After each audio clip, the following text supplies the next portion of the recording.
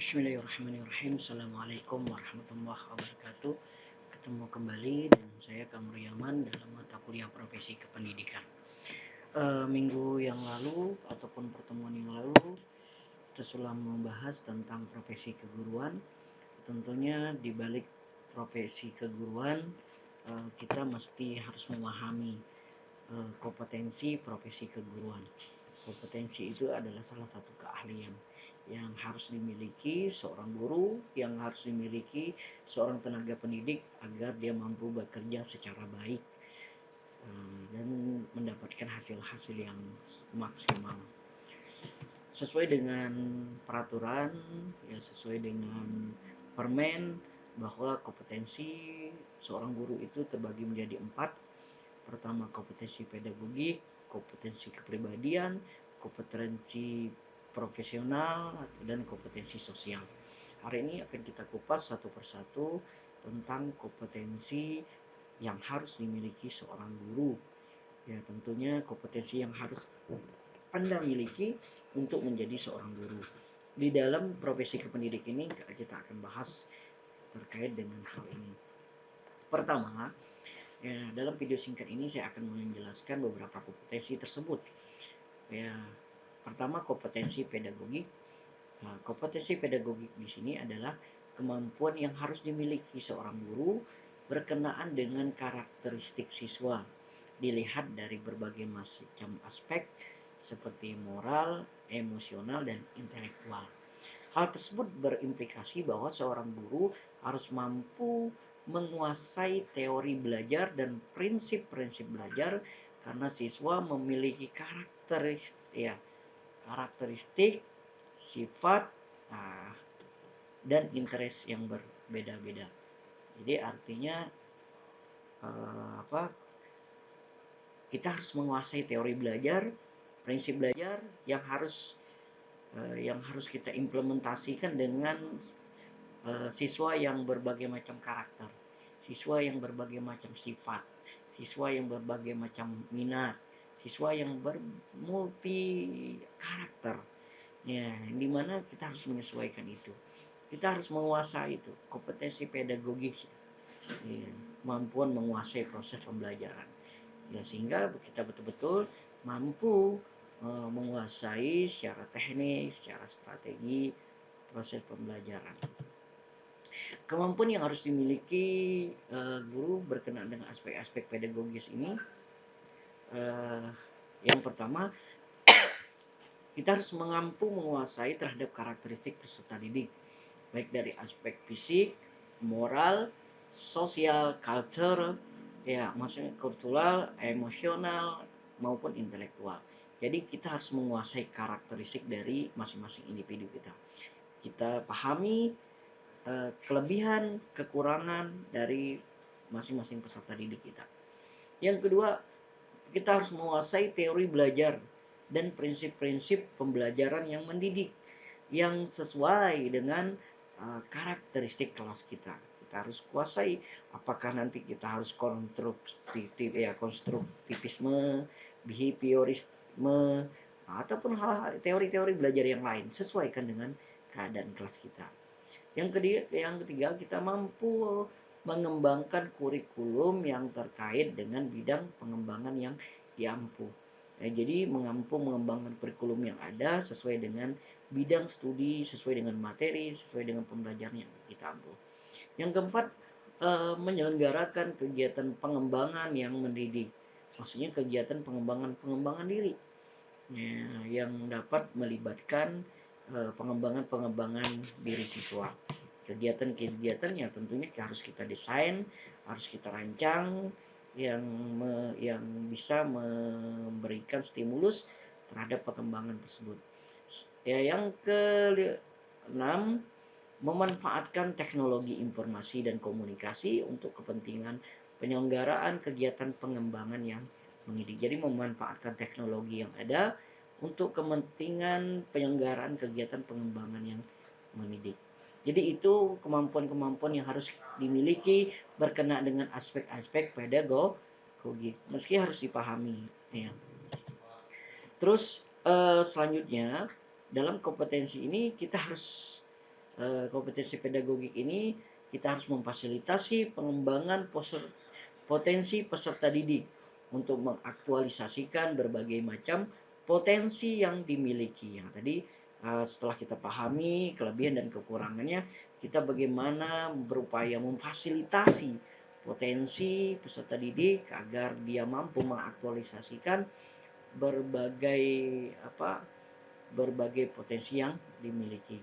Terus berkomunikasi secara efektif, empatik dan santun dengan peserta didik. Nah, ini yang harus kita miliki sebagai seorang guru. Bagaimana guru itu harus berkomunikasi secara efektif, empatik dan santun.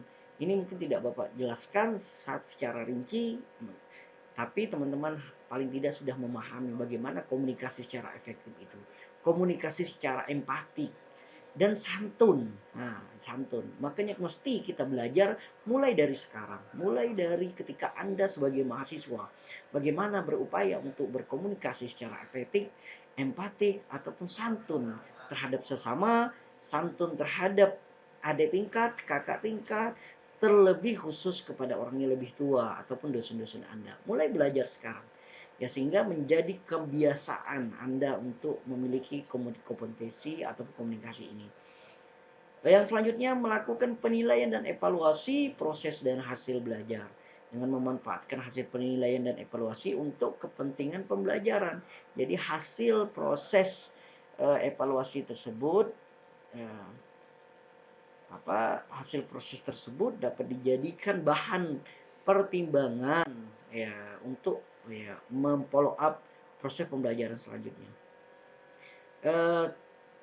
Selanjutnya melakukan tindakan reflektif untuk peningkatan kualitas pembelajaran, direfleksikan dari hasil evaluasi tersebut. Jadi ini kompetensi-kompetensi pedagogik yang mesti harus kita miliki, yang harus kita pahami, yang nantinya akan kita implementasikan sebagai seorang guru yang harus memiliki kompetensi pedagogik. Selanjutnya, ya kita masuk ke kompetensi kepribadian.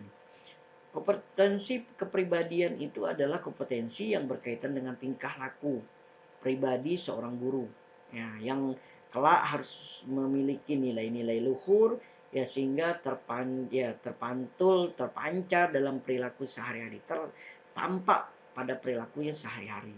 Ya, ini kompetensi kepribadiannya adalah kompetensi pribadi seorang guru atau kompetensi kalian gitu. Ya, sehingga menjadi menjadi pemahaman bagi kalian agar memiliki kepribadian yang diharapkan dalam hal ini. Kompetensi kepribadian di sini adalah unsur yang menentukan interaksi guru dengan siswa sebagai teladan. Guru harus memiliki kepribadian yang dapat dijadikan profil dan idola, public figure, teladan, suri tauladan, ya seluruh kehidupan adalah figur paripurna gitu. Jadi dalam semboyannya pendidikan yang dipopulerkan oleh Ki Hajar Dewantara, Ingarso Sang Tuludo ingin Madio Mangun Karso. Dalam semboyan dalam lambangnya Tutpuri Handayani itu bagaimana guru itu tampil ya harus memberikan tauladan yang baik gitu. Nah, kompetensi kepribadian berperan menjadikan guru sebagai pembimbing, ya sebagai panutan, sebagai contoh teladan bagi para peserta didik, bagi siswa. Ya, dengan kompetensi kepribadian ya tentunya diharapkan guru itu bukan saja sebagai pendidik dan pengajar, tapi juga sebagai tempat dan masyarakat dalam bercermin. Ya, kalau seandainya bercermin karakter, perilaku, sikap, lihatlah guru. Kalau mau tampilan rambut, lihatlah guru. Mau cara berdandan, lihatlah guru. Mau cara bersepatu, lihatlah guru. Mau cara penampilan, lihatlah guru. Jadi betul-betul kompetensi kepribadian bermain dalam hal ini menjadikan guru sebagai public figure, sebagai suri tauladan yang dapat dijadikan contoh bagi peserta didik. Sering kita dengar misalnya ya pepatah kuno mengatakan bahwa kalau guru kencing berdiri, murid kencing berlari. Itu sebagai contoh. Ini mengisyaratkan bahwa guru mesti harus memiliki contoh yang sangat-sangat terbaik Ya, untuk menjadi tauladan bagi peserta didiknya. Nah, itu kompetensi kepribadian. Hari ini Bapak secara singkat-singkat saja dalam video ini. Selanjutnya kompetensi profesional.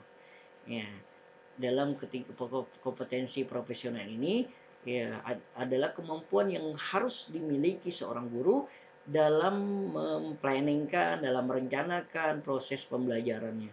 Ya, guru mempunyai tugas untuk mengarahkan kegiatan belajar siswa khususnya dalam mencapai tujuan pembelajaran. Untuk itu, ya mestinya sebagai seorang guru harus mampu menyampaikan bahan pembelajarannya, proses pembelajaran, harus mampu tampil menjadi narasumber yang ahli di bidangnya, harus mampu menyampaikan dengan baik materi yang digelutinya, ya sehingga terkonektivitas antara pemahaman siswa dengan apa yang disampaikan guru. Guru profesional itu adalah guru yang memiliki kompetensi yang disyaratkan untuk melakukan tugas pendidikan dan pengajaran. Harus mampu melaksanakan proses pendidikan ataupun proses pembelajaran. Ya, kompetensi di sini meliputi pengetahuan, sikap, dan keterampilan profesional, baik yang sifatnya pribadi, sosial maupun akademis. Mesti harus dipahami oleh seorang guru. Kompetensi profesional juga merupakan salah satu kemampuan dasar yang mesti harus dimiliki seorang guru. Nah, ini yang harus dipahami. Jadi kompetensi profesional, kemampuan mengelola pembelajaran, kemampuan mengimplementasikan berbagai macam teori, kemampuan menemukan strategi pembelajaran, model pembelajaran, media pembelajaran. Nah, itu mesti harus dipahami, diimplementasikan. Dalam konteks ini, hal-hal yang harus dilakukan, dimiliki oleh seorang guru dalam proses pembelajaran dapat diamati seperti menguasai materi, struktur, konsep, dan pola pikir keilmuan yang mendukung mata pelajaran yang diampu. Yang kedua, menguasai standar kompetensi dan kompetensi dasar mata pelajaran bidang pengembangan yang diampu. Nah, jadi yang ketiga, mengembangkan materi pembelajaran yang diampu secara kreatif, mengembangkan keprofesionalan secara berkelanjutan dengan melakukan tindakan reflektif. Nah, yang keempat, memanfaatkan teknologi, informasi, dan komunikasi untuk berkomunikasi dalam pengembangan diri. Jadi kompetensi profesionalnya merupakan kemampuan guru dalam menguasai bidang keilmuannya, teknologi, ataupun seni yang sekurang-kurangnya meliputi penguasaan.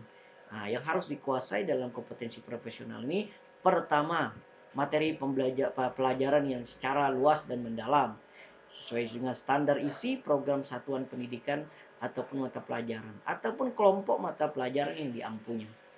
Yang kedua, dalam konsep ini penguasaan terhadap konsep-konsep metode disiplin keilmuan teknologi.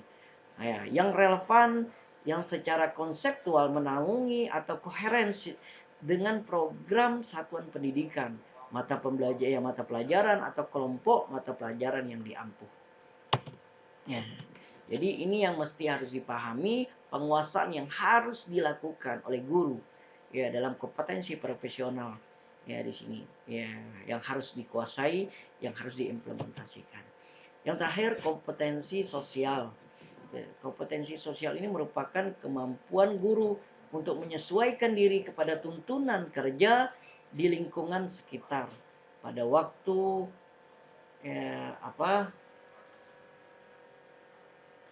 pada kemampuan guru untuk menyelesaikan pada tuntunan kerja di lingkungan sekitar ya pada waktu membawakan tugas-tugasnya sebagai guru. Dalam kompetensi sosial ini ya tentunya beberapa hal yang harus dimiliki. Pertama, terampil berkomunikasi dengan peserta didik dan orang tua peserta didik. Yang kedua, bersikap empatik. Jadi bersikap empatik. Yang ketiga, dapat bekerja sama dengan dewan pendidikan atau komite sekolah. Yang keempat, pandai bergaul dengan kawan sekerja dan mitra pendidikan. Yang kelima, memahami dunia sekitarnya. Nah, ini kompetensi sosial yang mesti harus dipahami.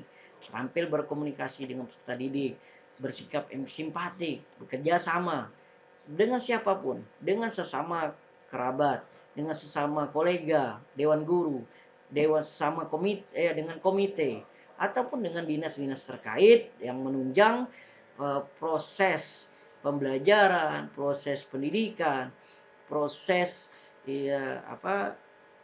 dalam lingkup ruang ranah kerjanya. Pandai bergaul dengan kawan kerja, mitra pendidikan, memahami dunia sekitar dan lingkungan. Mungkin itu terkait dengan kompetensi sosial.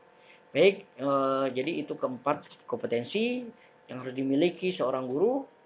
Banyak sekali kompetensi-kompetensi yang lain yang mungkin mesti kalian update, kalian dapat pelajari berbagai sumber yang tentunya dapat mengembangkan diri kalian sebagai seorang guru. Sekian, saya akhiri video ini yang mengakhiri juga pertemuan kita dalam mata kuliah profesi kependidikan. Sekian, wabillahi taufiq wal hidayah. Wassalamualaikum warahmatullahi wabarakatuh.